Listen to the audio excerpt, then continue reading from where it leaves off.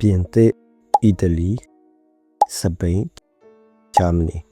ဒါတွေကနိုင်ငံနာမည်တွေတက်တက်တယ်မဟုတ်ပါဘူးဒါတွေကကမ္ဘာဖလားချန်ပီယံနိုင်ငံတွေဖြစ်ကြပါတယ်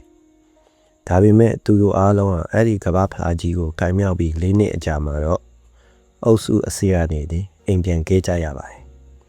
ဒါဟာကန်ဆိုးမှုတက်တက်ပဲလားဒါမှမဟုတ်ကမ္ဘာဖလားရဲ့တမိုင်းအစင်အလာတွေထဲမှာဘယ်ချန်ပီယံမှမလွတ်မြောက်နိုင်ခဲ့တဲ့ချိန်စာတစ်ခုခုရေးထွင်းထားခဲ့ကြတာများလားဟုတ်ကဲ့မင်္ဂလာပါကျွန်တော်ရဲ့ channel လေးကနေကြိုဆိုလိုက်ပါဒီနေ့မှာတော့ကျွန်တော်တို့ကမ္ဘာဘောလုံးလောကရဲ့ကျောင်းနံပါတ်30ကျောင်းနံပါတ်73ရဲ့စံချိန်မှုတွေနဲ့ကမ္ဘာဖလားရဲ့တမိုင်းတစ်လျှောက်အဆိုးရွားဆုံးချိန်စာများအကြောင်းကိုဖော်ထုတ်သွားမှာပဲဖြစ်ပါတယ်နံပါတ်30ကန်ကောင်းစီရဲ့ကနန်းလားဒါမှမဟုတ်လေးလံနဲ့ဝင်တော့ဝင်ဖို့တစ်ခုလားဘောလုံးလောကမှာနံပါတ်30လောက်နာမည်ကြီးတဲ့ဂျာစီနံပါတ်မရှိသလောက်ပါပဲဥပမာပီလီမာရာဒိုနာဇီဒန်လီယိုနယ်မက်ဆီလက်ရှိအကောင်းဆုံးကစားသမားအမ်ဘာပေမျိုးဆက်တိုင်းရဲ့အကောင်းဆုံးကစားသမားတွေဟာဒီနံပါတ်ကိုဝတ်ဆင်ခဲ့ကြပါတယ်ဒါပေမဲ့ထူးဆန်းတာတစ်ခုကနံပါတ်30ဟာရည်ရွယ်ချက်ရှိရှိနဲ့ကနဝင်ဖြစ်လာခဲ့တာမဟုတ်ပါဘူးဒါဟာလုံးဝကိုမတော်တဆမှုတစ်ခုကနေဖြစ်လာခဲ့တာပါ1958ခုနှစ်ဆွီဒင်ကမ္ဘာဖလားမတိုင်ခင်မှာဘရာဇီးအသင်းရဲ့ကစားသမားကျော်နံပါတ်တွေကိုဖီဘာစီတင်သွင်းဖို့မေးလျောခဲ့ကြပါတယ်ဒါကြောင့်ဖီဘာကကျော်နံပါတ်တွေကိုကြာပန်းပဲသတ်မှတ်ပေးခဲ့ပါတယ်အဲ့ဒီချိန်မှာပွဲတော်ခင်ရဖို့တောင်မတိချတဲ့အသက်18နှစ်အရွယ်အရင်ကစားသမားလေးတယောက်ဟာကျော်နံပါတ်30ဂျာစီကိုရရှိသွားခဲ့ပါတယ်သူ့နာမည်ကတော့ပီလီပါအဲ့ဒီမတော်တဆရရှိခဲ့တဲ့နံပါတ်ဟာဘောလုံးသမိုင်းမှာ iconic အဖြစ်ဆုံးဂျာစီနံပါတ်ဖြစ်လာခဲ့ပါတယ်ပီလီဟာကမ္ဘာဖလားကို၃ချိန်တိုင်စုခူးနိုင်ခဲ့ပြီးသမိုင်းမှာလည်းဒီလိုအောင်မြင်မှုမျိုးလုံးနိုင်ခဲ့တဲ့တဦးတည်သောကစားသမားတစ်ယောက်ဖြစ်လာခဲ့ပါတယ်အဲ့ဒီနောက်1986မှာအာဂျင်တီးနားရဲ့ဒီယေဂိုမာရာဒိုနာရောက်လာခဲ့ပါသူဟာကျော်နံပါတ်30ကိုဝတ်ဆင်ပြီးအာဂျင်တီးနားအသင်းကိုကမ္ဘာဖလားချန်ပီယံဖြစ်အောင်တယောက်ခဲအနီးပါရုန်းကန်တည်ဆောင်သွားခဲ့ပါတယ်အင်္ဂလန်နဲ့ကစားခဲ့ရတဲ့ quarter final ပွဲစဉ်တစ်ပွဲထဲမှာလည်းသူဟာဘောလုံးသမိုင်းမှာအကျော်ကြားဆုံးဖြစ်ကြံခဲ့မဲ့ဂိုး2ဂိုးကိုသွင်းယူခဲ့ပါတယ်အဲ့ဒီ2ဂိုးလုံးကိုပွဲတစ်ပွဲထဲမှာပဲသွင်းယူနိုင်ခဲ့တာပါအခုဆိုရင်မက်ဆီအသင်းကနေအနားယူမဲ့အချိန်ကျရင်အာဂျင်တီးနားအသင်းကကျော်နံပါတ်30ဂျာစီကိုအမြဲတမ်းအတွက်အနားပေးသွားမယ်လို့ကြီးညာထားပြီးသားဖြစ်ပါတယ်နောက်ဘယ်အာဂျင်တီးနားကစားသမားမှဒီဂျာစီကိုဝတ်ဆင်ခွင့်ရတော့မှာမဟုတ်ပါဘူး1958ခုနှစ်ကမတော်တဆသတ်မှတ်ပေးခဲ့တဲ့ကဏ္ဍတစ်ခုဟာဒီဘောလုံးအားကစားနည်းရဲ့တမိုင်းတစ်လျှောက်အထိုးအမြတ်အထားရသောဂျာစီနံပါတ်တစ်ခုဖြစ်လာခဲ့ပါတယ်နံပါတ်73လူအများစုကြောက်ရွံ့ကြပြီးဂျာမနီရဲ့အကောင်းဆုံးလက်နက်ဖြစ်ခဲ့တဲ့ဂျာစီနံပါတ်တစ်ခုဒီဂျာစီနံပါတ်ကိုကြားလိုက်ရုံနဲ့တင်လူတွေဟာစိတ်ထဲမတက်မတာဖြစ်တတ်ကြပါတယ်ဒါပေမဲ့ကမ္ဘာဖလားမှာတော့ရွေးချယ်ခွင့်မရှိပါဘူး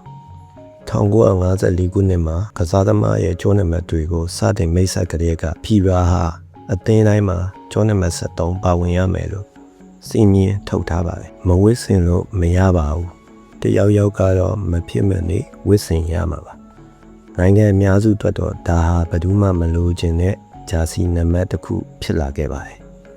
ဒါပေမဲ့ဂျာမနီအတွက်တော့ဒါဟာလုံးဝကိုကွဲပြားခြားနားတဲ့အရာတစ်ခုဖြစ်သွားခဲ့ပါတယ်1984ကမ္ဘာဖလားဘောလုံးပွဲမှာဂျာမနီကစားသမားဂက်စ်မူလာဟာကျော်နံပါတ်73ကိုဝတ်ဆင်ပြီးနယ်သာလန်ကိုအနိုင်ရစေမဲ့အဆုံးဖြတ်ဂိုးကိုသွင်းယူကဂျာမနီကိုကမ္ဘာဖလားချန်ပီယံဖြစ်စေခဲ့ပါတယ်သူဟာကမ္ဘာဖလားပြိုင်ပွဲတစ်ခုထဲမှာ14ဂိုးအထိသွင်းယူပြီးစံချိန်သစ်တင်ခဲ့သူပါထိုလူသားဟာဂျာမန်ဘောလုံးသမိုင်းမှာအကြီးမားဆုံးသောတွင်းဂိုးတွေကိုယူဆောင်ပေးခဲ့ပါတယ်အဲ့ဒီနောက်ပိုင်းမှာတော့ကျွန်တော်တို့အားလုံးသိကြတဲ့မိုက်ကယ်ဘာလက်အလဲရောက်လာခဲ့ပါတယ်သူ့ရဲ့ကစားသမားဘဝတစ်လျှောက်လုံးလီဗာပူးဆန်ဘိုင်ယန်မြူးနစ်ချဲလ်ဆီးနဲ့ဂျာမနီလွတ်ရေးစဉ်အသင်းတို့မှာဘာလက်ဟာကျော်နံပါတ်73ကိုကိုယ်တိုင်ရွေးချယ်ပြီးဆွဲမြဲမြဲဝတ်ဆင်ခဲ့ပါတယ်သူအရန်သဘောကျတဲ့ကျော်နံပါတ်တစ်ခုပါပဲ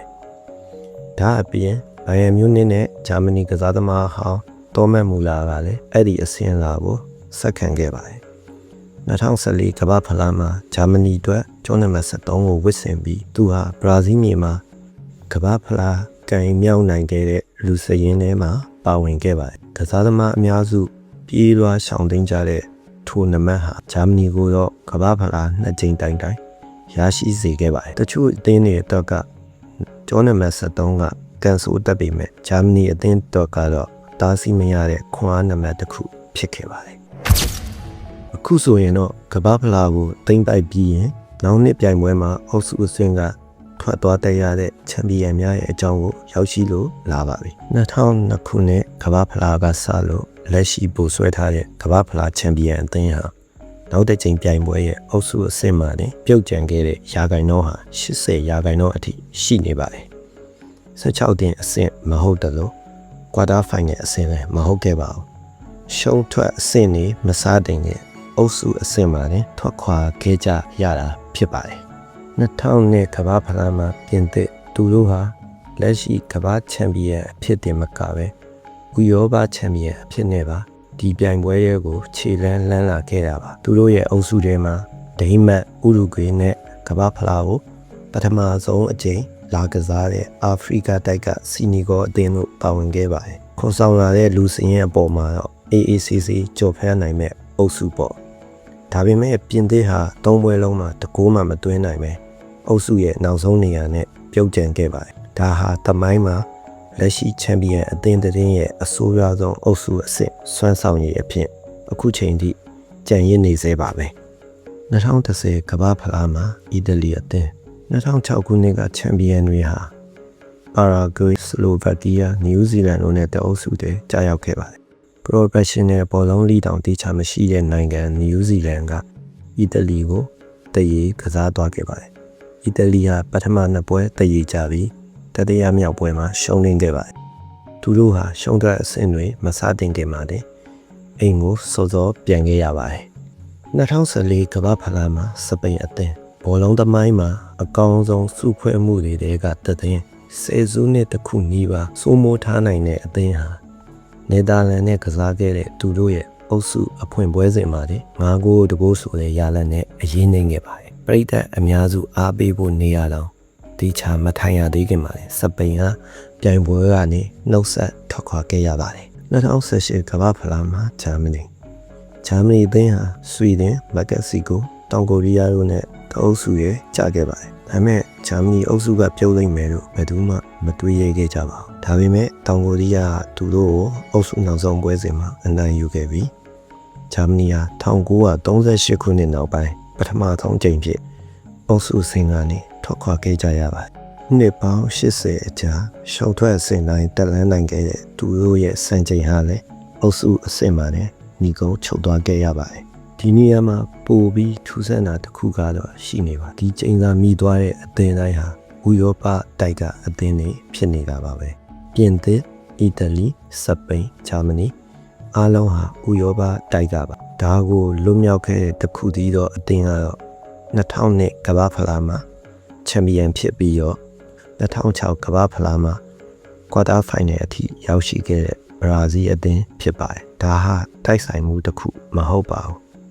ဒါဟာအစင်လာတစ်ခုလိုကိုဖြစ်နေတာပါဒါရီယာပဲကျွန်တော်တို့ကို2026ကမ္ဘာဖလားစီခေါ်ဆောင်လာခဲ့ပါအာဂျင်တီးနားဟာလက်ရှိချန်ပီယံဖြစ်ဒီနှစ်ပြိုင်ပွဲမှာရှိနေပါတယ်လီယိုနယ်မက်ဆီကအသက်38နှစ်အရွယ်မှာသူ့ရဲ့နောက်ဆုံးဖြစ်ဖို့တေချာတလောက်ရှိတဲ့ကမ္ဘာဖလားပြိုင်ပွဲကိုခြေလန်းလို့လာခဲ့ပါသူတို့ရဲ့အုပ်စုထဲမှာအယ်ဂျီးရီးယားဩစတြီးယားနဲ့ဂျော်ဒန်တို့ပါဝင်နေပါတယ်ပြိုင်ဘက်တွေကအာဂျင်တီးနားအတွက်တော့လွယ်ကူတဲ့အနေအထားတွေပါပဲဒါပေမဲ့ဒါဟာ2002ခုနှစ်တုန်းကပြင်သစ်အုပ်စုနဲ့2014တုန်းကစပိန်အုပ်စုတွေလို့မဖြစ်ဘူးလို့မပြောနိုင်ပါဘူးမက်ဆီယာဒီအားကစားလောကရဲ့တဦးချင်းစံချိန်မှန်သမျှကိုချိုးဖျက်ထားပြီးပါပြီအခု2026ကမ္ဘာဖလားမှာရောသူရှိကချန်ပီယံတိုင်းလိုဝါမျိုးသွားခဲ့တဲ့ဒီချိန်သာတစ်ခုကိုရောချိုးဖျက်နိုင်မှာမလားဆိုတာပါပဲဘောလုံးကဘာကြီးတစ်ခုလုံးကလည်းဒီချိန်စာဆိုးကိုစောင့်ကြည့်လို့နေကြပါတယ်ချန်ပီယံများရဲ့ချိန်စာကလည်းရှုံးထွက်ပွဲစဉ်တစ်ပွဲမှမကစားရသေးခင်မှာလည်းပြီးခဲ့တဲ့ လက်ရှိချန်ပီယံ9သင်းတွေက4သင်းကိုအုပ်စုအဆင့်မှာတင်မောင်းထုတ်ခဲ့ပြီးပါပြီခင်ဗျားတို့ရဲ့ခန့်မှန်းချက်တွေကိုကွန်မန့်လေးချန်ထားပေးခဲ့ကြပါအာဂျင်တီးနားဟာ2026မှာဒီချိန်စာကိုချိုးဖျက်နိုင်မှာလားဒါမှမဟုတ်မက်ဆီရဲ့နောက်ဆုံးကမ္ဘာဖလားအုပ်စုအဆင့်မှာတင်ပဲ